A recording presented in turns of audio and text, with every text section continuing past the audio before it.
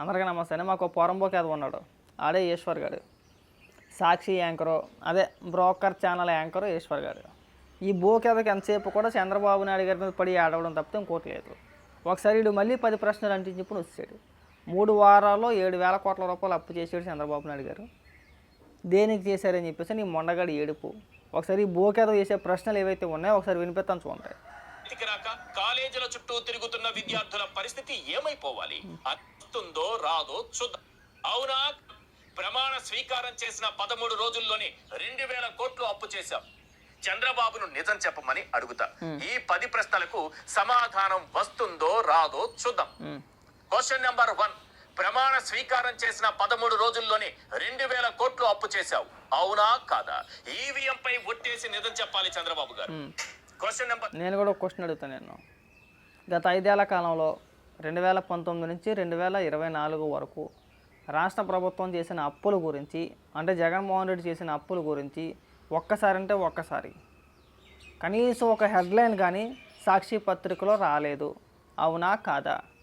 హారతి మీద ఒట్టేసి చెప్పు ఈశ్వర్, నిజమా కాదా? హారతి మీద ఒట్టేసి చెప్పు. ఒక్క వార్తన వచ్చిందా? రాష్ట్ర ప్రభుత్వం చేసిన అప్పుల గురించి హారతి రెడ్డి ఎప్పుడైనా కానీ మీ పక్షి ఛానల్ ఏదైతే ఉందో ఇందులో చెప్పారా? వార్తలు రాసేరా? ఒరే ఈశ్వర్గా నువ్వైనా చెప్పు, నువ్వైనా ఏ రోజైనా మాట్లాడేవా? మరి ఎవడకరా మీరు ఉపన్యాసాలు ఇచ్చేది? ఎవడకరా మీరు పాఠాలు చెప్పేది? ఇంకా మాట్లాడుతున్నా, వినిపిస్తాను చూడండి. సరిగ్గా వారం తిరగక ముందే ఆర్బీఐ దగ్గర మరో 5,000 కోట్లు అప్పు చేశావు. అవునా కాదా? ఈవీఎం పై ఒట్టేసి నిజం చెప్పాలి చంద్రబాబు గారు. Question number 3. ఖరీఫ్ ప్రారంభమైన రైతులకు అలా అయితే ప్రతిసారి కూడా నువ్వు హారతి రెడ్డిని స్టూడియోలో కూర్చోబెట్టి, ఎవరిని? హారతి రెడ్డిని స్టూడియోలో కూర్చోబెట్టి మీరు చేసే ప్రతి ఒక్క విశ్లేషణ కూడా మేము అన్ని పచ్చి నిజాలు మాట్లాడతాము. ఒక్క మాట అంటే కూడా ఒక్క మాట అబద్ధం మేము మాట్లాడము. ఇదిగో మా యజమాని హారతి రెడ్డి పైన ఒట్టేసి మేము చెప్తున్నాము. మా హారతి పైన ఒట్టు. మా పక్షి ఛానల్ ఎప్పుడు కూడా అబద్ధాలు చెప్పదు, అన్ని నిజాలు చెప్పుద్దని ఒక్కసారి ఒట్టేపిచ్చారా? ఈ అమ్మ నువ్వు జర్నలిస్టువో బోకర్ నా కొడుకు మాకు అర్థం కావట్లేదు. ఈ ఒట్లు కోవాలంటే మాకు అర్థం కావట్లా. జగన్మోహన్ రెడ్డి ఖజానాలో ఉంచింది ఎంత? బోకేదవా ఉంచింది ఎంత? 100 కోట్ల రూపాయలు ఉంచలేదు. 100 కోట్ల రూపాయలు కూడా ఖజానాలో ఉంచలా. ఉంచకుండా మొత్తం ఊడ్చేసాడు. ఆఖరి నిమిషంలో తన బినామీలు ఎవరైతే ఉన్నారో, తన అనుచరులు ఎవరైతే ఉన్నారో వాళ్ళకి తక్కువ లెక్కెత్తి 26,000 కోట్ల రూపాయలు బిల్లులు చెల్లించాడు. ఒకసారి 13,000 కోట్ల రూపాయలు, ఒకసారి 10,000 కోట్ల రూపాయలు, ఒకసారి 4,000, 3,000 కోట్ల రూపాయలు, ఒకసారి ఇలా తక్కువ లెక్కెత్తి 26,000 కోట్ల రూపాయలు బిల్లులు చెల్లించాడు. మీ అమ్మ మొగుడు సొమ్మ ఎవడి మీద ఒట్టేసి చెప్తారు? ఇప్పుడు నువ్వు ఇప్పుడు ఎవడి మీద ఒట్టేసి చెప్తావు? దేనికైనా ఒట్టేసేది బోకేదవా? ఈ 5 ఏళ్ల కాలం పాటు మనకి రాష్ట్ర ప్రభుత్వం చేసిన అప్పుల గురించి మనకు గుర్తుకు రాలా? 2019 నుంచి 2024 వరకు జగన్మోహన్ రెడ్డి అధికారంలో ఉంటే చేసిన అప్పుల గురించి మనకి గుర్తుకు రాలా?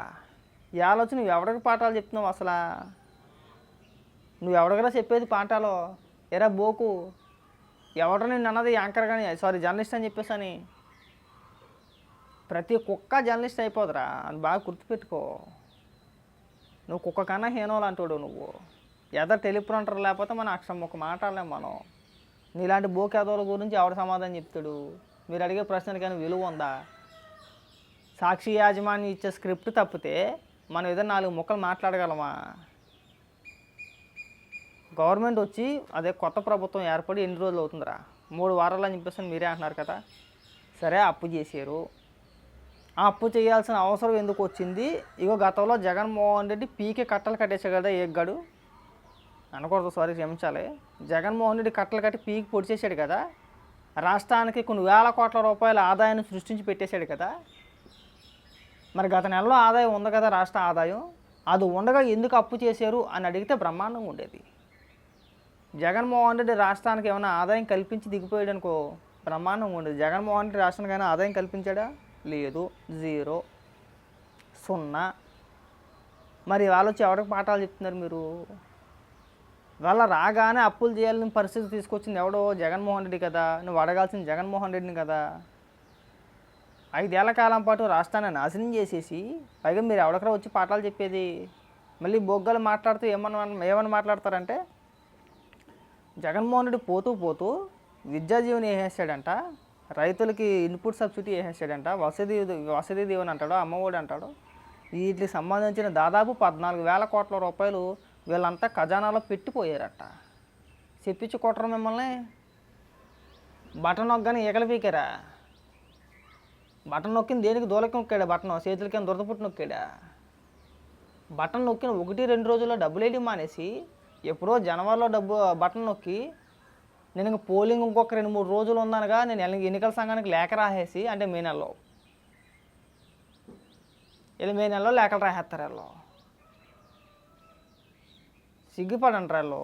సిగ్గు అనేది మీకు దేవుడు పెట్టలేదు అనేది. అందుకే మేము వాడు ఇచ్చింది సచ్చింది ఏమీ లేదు, కానీ మీ భజన ఎక్కువ. నీకు చాలా సందర్భాల్లో చెప్పాం, అబ్బాయి ఈశ్వర్ అనవసరంగా నీకున్న క్రెడిబిలిటీ నువ్వు కోల్పోతున్నావు అబ్బాయి. గతంలో నీకు ఒక మంచి పేరు ఉండేది, దాన్ని అనవసరంగా కోల్పోతున్నావు, జగన్మోహన్ రెడ్డికి బంద్ చేస్తూ అని చెప్పేసి అని.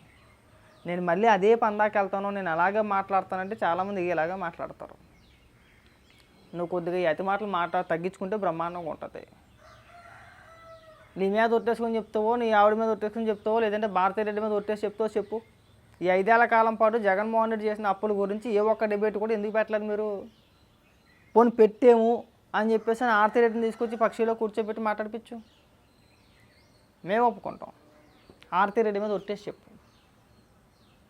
చెప్తే ఓకే, బ్రహ్మాండం, ఓకే, వీడు చెప్పింది ప్రతిదీ కూడా నిజమే, వీడు వాస్తవాలు మాట్లాడుతున్నాడు, వీడు అబద్ధాలు మాట్లాడట్లేదు, ఆర్తిరెడ్డిని తీసుకొచ్చాడని చెప్పి అనుకుంటాం. నేను ఎందుకు హారతి అన్నానని చెప్పి పక్షికి యజమాని అదే కదా.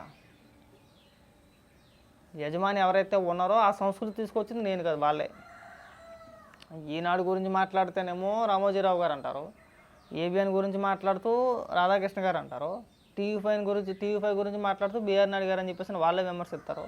ఈ లెక్కైతే మన పక్షి ఏదైతే ఉందో హారతిరెడ్డి గురించే మాట్లాడుకోవాలి. యజమాని హారతిరెడ్డే కాబట్టి నేను అందుకే అంట, మొట్టమొదటిగా నువ్వు చేయాల్సిన పని ఏంటంటే హారతిరెడ్డిని తీసుకొచ్చి స్టూడియోలో కూర్చోబెట్టి మేము చేసిన ప్రతి విశ్లేషణ, మేము చేసిన ప్రతి ఒక్క డిబేటు అక్షర సత్యాలు, ఇదిగో మా యజమాని అయినటువంటి హారతిరెడ్డి పైన ఒట్టేసి మేము చెప్తున్నాం అని చెప్పేసి అని ఒక్క వీడియో రిలీజ్ చేయండి రా. బోకేదకు మాట్లాడుతూ ఓట్లేయండి.